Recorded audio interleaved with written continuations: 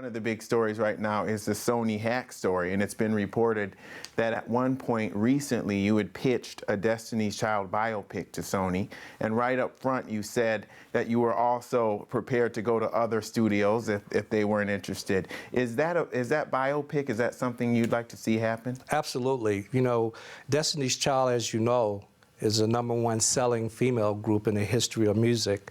And their story, which starts when they're 9, 10 years old in Houston, it's a really story that really engages you. It talks about their challenges, their successes, their failures. It talks about the death of my partner, Ann Tillman.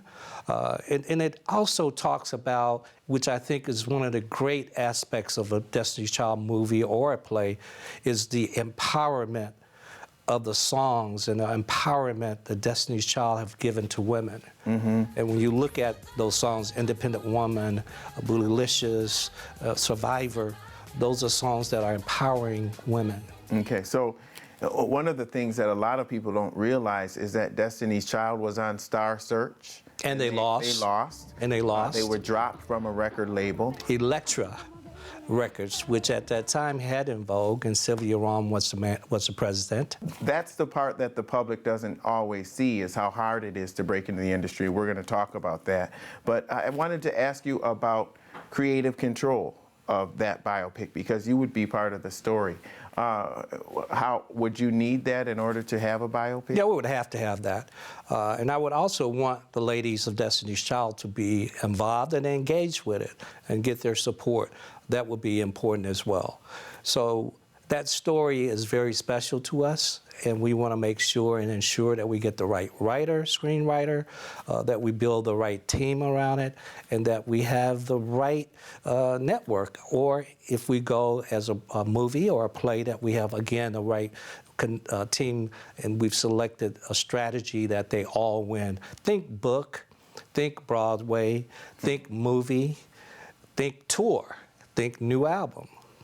It's funny because whenever you have a legendary group like this, you have so many different people that have an agenda or have their own version of what happened. Do you think it would be difficult to get everybody to agree? No, not at all. Okay. We're pretty much as a team, and most people don't know that I still officially manage Destiny's Child. And Destiny's Child, people sometimes use the word broke up. Destiny's Child has never broken up officially. So don't be surprised if one day there's a new record in a tour, because the group never has officially broke up. There was a strategy years ago, Lee, that we had, that Destiny's Child would put out an album, each one of the ladies would put out their own solo project. And we did that because audience equals sales. Real simple. And the more audience you can build individually, which then becomes collectively Destiny's Child, the bigger the brand becomes. So Kelly Rowland did extremely well on her first album internationally. She actually sold over 2 million records internationally.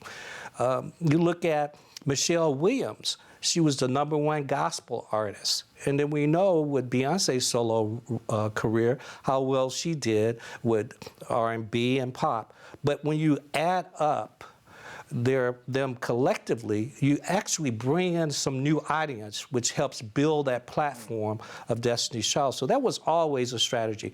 Destiny's Child, solo. Destiny's Child, solo. Destiny's Child, solo. So we've done that 3 times.